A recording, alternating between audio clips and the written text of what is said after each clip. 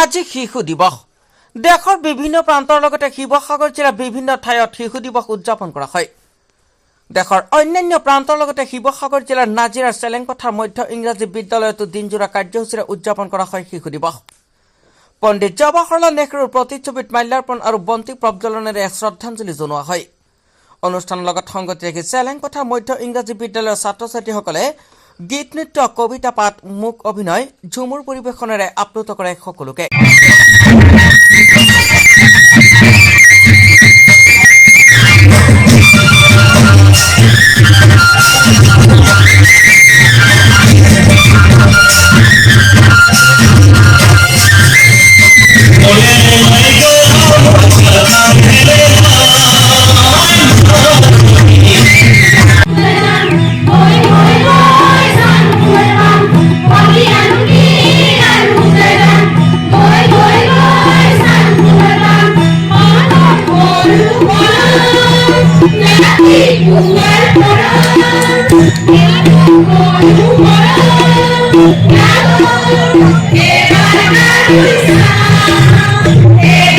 আমি আমাৰ শিক্ষক শিক্ষয়িত্ৰীসকলৰ প্ৰতিটো অনুষ্ঠানতে অংশগ্ৰহণ কৰি ছাত্ৰ ছাত্ৰীক অনুপ্ৰাণিত কৰিছে আৰু আমাৰ আশা আমি সেই ছাত্ৰ ছাত্ৰী অকল শৈক্ষিক দিশৰ লগতে নহয়, আমি এই আনুষংগিক এই গীত মাতৰ যোগেদিও যাতে আমি এটা শিক্ষা দান কৰিব পাৰো, এই আমি ভাবি আমি এনেধৰণৰ অনুষ্ঠানবিলাক আগত ৰাখো।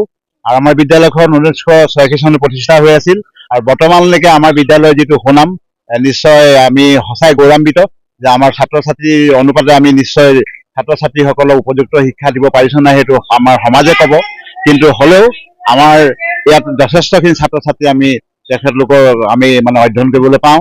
আৰু ইয়াতে মই ধন্যবাদৰ পাত্ৰ হৈছো এইটো কাৰণে যে মোৰ সহকৰ্মীসকলক লৈ মই আজি গৌৰৱান্বিত। তেখেতলোকৰ প্ৰচেষ্টাতে এনেধৰণৰ শৈক্ষিক দিশৰ লগতে এনেকুৱা অনানুষ্ঠানিক দিশতো আমি সফলতা লাভ কৰিবলৈ সক্ষম হৈছো বুলিয়ে নহয়, প্ৰতিটো দিৱসে আমি দিনজোৰা কাৰ্যসূচীৰে আমি এনেদৰে উদযাপন কৰো। দেখিছে নিশ্চয় আমাৰ অভিভাৱকসকল আহিছে, তেখেতলোকৰ সন্তানে নাচিছে, তেখেতলোকে তাত সহযোগিতা আগবঢ়াই আমাক সহযোগিতা আগবঢ়াইছে।